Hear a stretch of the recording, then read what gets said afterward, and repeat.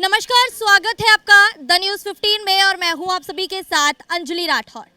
सहारा के निवेशक लगातार हमें फ़ोन करके ये पूछते हैं कि उनका पैसा उन्हें कब वापस मिलेगा, सहारा उनके पैसे का भुगतान कब करेगा और कब किसी याचिका पर सुप्रीम कोर्ट या हाई कोर्ट का फैसला आएगा और कब उनके पैसे का भुगतान होगा। आज उन्हीं तमाम जमाकर्ताओं में से कुछ लोग हमारे साथ यहाँ जुड़ रहे हैं। इस वक्त आप देख सकते हैं हमारे साथ पूरी बाजार में ये तमाम वो लोग हैं जो अपना पैसे को सहारा में इन्वेस्ट करे हुए हैं, लेकिन आज अपने ही पैसे के भुगतान के लिए दर-बदर भटक रहे हैं और लगातार यही मांग कर रहे हैं कि आखिरकार उनका पैसा उन्हें कब वापस मिलेगा। तो आज चलिए इन्हीं से बातचीत करेंगे और जानेंगे कि इन जमाकर्ताओं ने अपने पैसे को कैसे सहारा में इन्वेस्ट किया और कैसे ये लोग सहारा के जाल में फंस गए। आपसे ये जानूंगी कि कितनी कमाई कर लेते हैं और कितना पैसा इन्वेस्ट किया है। 500 रुपये रोज करते थे। 500 रुपये रोज का कितना कमाते हैं डेली? 700-800 कमा लेते थे। 700-800 तो 700-800 में 500 निकाल दिया जमा करने के लिए, तो 200 में घर चल जाता है। 200-300 में और भी बच्चे भी कमाते हैं ना, और बच्चे भी कमाते हैं हमारे। हाँ, बच्चे कमाते हैं। अच्छा, आपने 500 रुपये इन्वेस्ट किया तो कितना पैसा टोटल जमा हुआ? टोटल हो गया मैंने 2 साल किया है। हाँ। 2 साल 2 साल किया है। कब से जमा किया? लॉकडाउन से पहले की बात है। लॉकडाउन में तो बड़ी मार झेली होगी। हाँ, बहुत ज़्यादा मार झेली है। पैसा मांगने गए तो उन्होंने कह दिया कि टाइम पूरा हो जाएगा जब देंगे। टाइम पूरा भी हो गया फिर भी नहीं दे रहे। फिर भी नहीं दे रहे। कहाँ पे जमा किया था पैसा? ये दरियागंज दरियागंज वाली ब्रांच में। तो क्या कुछ कह देते? कभी गए हैं वहाँ पर? गए एक बार तो मना कर रहे हैं, जो अभी आया नहीं, केस चल रहा है, ये है वो है। अब एक बार बोला उसको एजेंट को, तो एजेंट कह रहा है जी अगले हफ्ते देंगे आपको। अच्छा, अगले हफ्ते देंगे। एजेंट दावा कर रहे हैं कि अगले हफ्ते पैसा मिलेगा। हाँ बोला। एजेंटों ने दावा कर दिया। हाँ, कहाँ से देंगे वो? सहारा तो अभी पैसे दे नहीं रहा। क्या पता जी, अब ये तो वो हमें नहीं पता, ये तो सारा वो एजेंट ही बोल रहा है ये बात तो। अच्छा, एजेंट बोल रहे हैं। आपका कितना पैसा? मेरे 54,000 मैडम। 54,000 रुपए। तो ब्याज के साथ कितना हो गया? 70 के आसपास बता रहे थे। हाँ। और रोज मैं 100 रुपये देता था। हाँ। और 300 से 400 में कमाता था। हाँ। मुझे बच्चों की पढ़ाई में इतनी दिक्कत हुई है बहुत ज़्यादा, जिसको मैं बता नहीं सकता। हाँ। किसी और से पैसा लिया मैंने इसी उसमें कि मेरे को आगे पैसे मिलेगा, लेकिन जब भी जाते हैं मेरी पहाड़गंज ब्रांच है, वो मना कर देते हैं मना कर देते हैं। क्या कहते हैं? कभी गए? कि जब होंगे जब दे देंगे। हाँ। बस पूरा हो गया है? मेरा पूरा हो क्या गया। कह देते हैं वहाँ पे जाके? जब मिलेंगे जब दे देंगे आपको। तो कब पूरा होगा? कुछ आश्वासन दिया होगा? दिसंबर तक कह रहे थे मिलने की। हाँ। वो भी गया दिसंबर, फिर अब कह रहे हैं फिर वही दिसंबर टाइम दे दिया। हाँ। मिलते हैं ब्रांच में बैठे लोग? मिलते हैं? कभी नहीं मिलते हैं, एजेंट मिलते हैं। एजेंट मिलते हैं? तो कभी एजेंट के पास गए हैं कि अपना पैसे का भुगतान कब होगा पूछने के लिए? वो नंबर दे देते हैं कि इस नंबर पर कॉल कर लो। हाँ। जब होंगे जब दे देंगे, अच्छा, ये बोल देते हैं। कभी फोन करके बात की है? कभी कीजिए फोन मिलता ही नहीं, फोन उठाते ही नहीं फोन को। नहीं उठाते हैं। तो मतलब पैसा मिलने की उम्मीद? मैडम ऐसे तो कोई उम्मीद नहीं है, बस थोड़े परेशान है, इसलिए कह रहे हैं कि हमारा पैसे मिल जाए। हम तो सारे के सारे बैठे अब तो। सहारा के सहारे बैठे हैं। आपका कितना पैसा? मैडम 1.5 लाख रुपए 1.5 लाख रुपए। कितना कमाते दिन का? कमा लेते हैं। 2,000 रुपये 2,000 रुपए। कितना जमा किया था? जमा है 1.5 लाख रुपए। कैसे सहारा के जाल में कैसे फंसे? कैसे आए उसके जाल में? मैडम पर डे 500 रुपये जमा कराने थे, चलो ठीक है इकट्ठा हो जाएगा, लेकिन कहने का मतलब यह मिला ही नहीं, टाइम ही पूरा हो गया। टाइम पूरा हो गया, नहीं हाँ। मिला। कितना टाइम हो गया पूरे हुए? पूरे 1 साल के बाद पैसा मिलना था, वो मिला ही नहीं। अभी तक नहीं मिला। कोरोना में अलग मार झेली है, उसके बाद भी पैसा? जी जी जी जी। अभी क्या अपील करना चाह रहे हैं? क्या सोच रहे हैं आगे? अभी तो कुछ नहीं पता, अभी तो दिवालिया घोषित कर रखा कईयों ने। दिवालिया घोषित जी कर- जी। उम्मीद छोड़ चुके हैं पैसे? बिल्कुल बिल्कुल। तो अब जो जमा पूंजी जमा करी थी, जो अपनी रोजी रोटी काट के पैसा बचाया, हमने तो भूल चुके हैं, अब क्या मिलेगा भी, हमने तो उम्मीद छोड़ रखी है।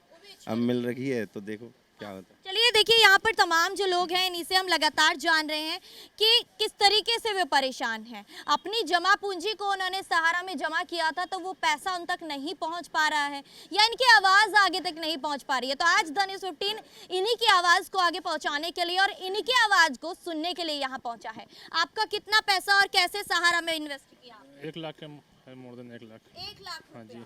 तो इतने सारे जमा करता हैं, लगातार आवाज उठा रहे हैं, आंदोलन भी कर रहे हैं और लीगली भी कार्रवाई कर रहे हैं। क्या उम्मीद लग रही है पैसा मिलेगा? वो तो बता रहे हैं कि मिलेगा पैसा, चल लगभग 3 साल से तो बोल रहे हैं।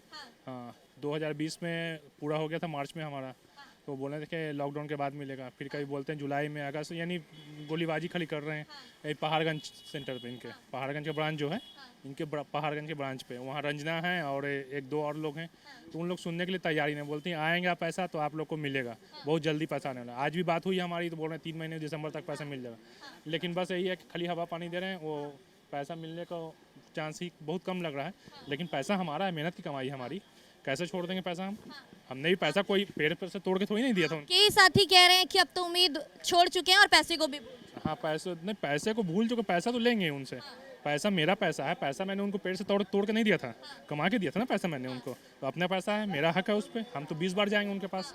हाँ, क्या कह देते हैं वहाँ जाते हैं तो बोलते हैं कि कभी जुलाई में मिलेगा, अगस्त में मिलेगा, ये 2022 से बोल रहे हैं हमको, 2022 में बोले थे जनवरी में मिलेगा, फिर बोले कि आपको जुलाई में मिल जाएगा, फिर बोले अगस्त में आ जाए, फिर बोले दिसंबर में, अब बोल रहे हैं दिसंबर के लास्ट तक मिल जाएगा। क्या सोचा था जब पैसा जमा किया था कि भविष्य में इस पूंजी का क्या करेंगे?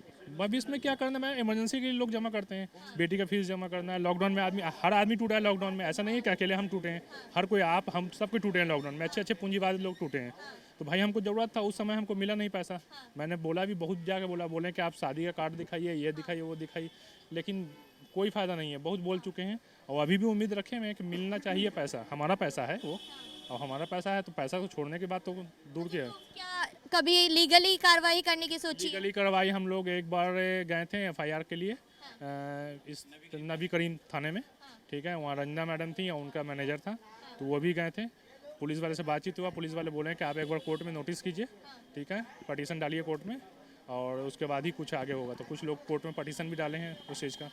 सरकार का क्या इसमें रोल है? मेन तो रोल सुब्रत राय का है ना, मेन तो रोल उसी का है, जब वही अंदर तो पैसा अभी कहाँ से मिलेगा? वो आज भी बोले हैं हमको कि पैसा 24 से 25 हज़ार करोड़ कितना आया है, दिसंबर तक पैसा आपको सुप्रीम कोर्ट का ऑर्डर हो गया है, पैसा मिल जाएगा। हाँ, 5,000 करोड़ का बोले उसमें मिल जाएगा, अब जिसका नाम आएगा उसको मिलेगा, शायद अल्फ़ाबेट के अकॉर्डिंग पैसा मिलेगा, अल्फ़ाबेट के जरिए। तो अगर पैसा मिल जाता तो अच्छी बात है। 5,000 करोड़ की बात की, लेकिन जमाकर्ताओं की संख्या बहुत है और भुगतान की भी संख्या ज़्यादा है, तो क्या लग रहा है कि 5,000 करोड़ से जमाकर्ताओं के मन में कहीं ना कहीं उम्मीद जगेगी कि आगे का पैसा भी मिलेगा? उम्मीद तो हमको भी है कि पैसा मिलेगा। उम्मीद पे तो दुनिया कायम है, हम आप कायम है। हाँ, तो उम्मीद है कि पैसा मिलेगा और क्या। हाँ, उम्मीद कर रहे हैं पैसा मिलेगा। अच्छा, गृह मंत्रालय ने इसमें सबसे बड़ा भूमिका निभाई है, तो क्या लग रहा है कि आगे केंद्र सरकार और ज़्यादा अच्छे फैसले सुनाएगी? हाँ, जब सेंट्रल गवर्नमेंट इस चीज़ में हाथ डाला है तो कुछ ना कुछ तो होगा ही।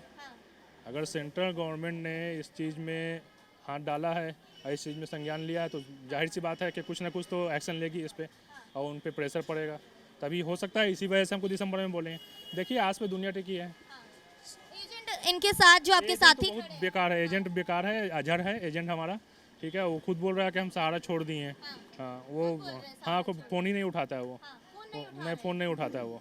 एजेंट कहीं ना कहीं परेशान भी है, जमाकर्ता दबाव बना रहे हैं, तो कहीं ना कहीं एजेंट आत्महत्या करने पर उतारू हो रहे हैं। वो उतना तो नहीं मालूम, लेकिन फ़ोन नहीं उठाता है वो।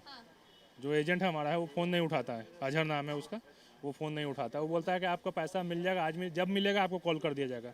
हम लोग किराए के मकान पर रहने वाले आदमी हैं, हम लोग को पैसे की ज़रूरत रहती है, छोटे पूंजी वाले हैं। हम लोग का काम है डेली कुआं खोदो पानी पियो, उसी में से काट के हमने पैसा जमा किया। बेटी का स्कूल का फीस है, बहुत सारा काम है, ऐसा नहीं है कि पैसे का काम नहीं होता है।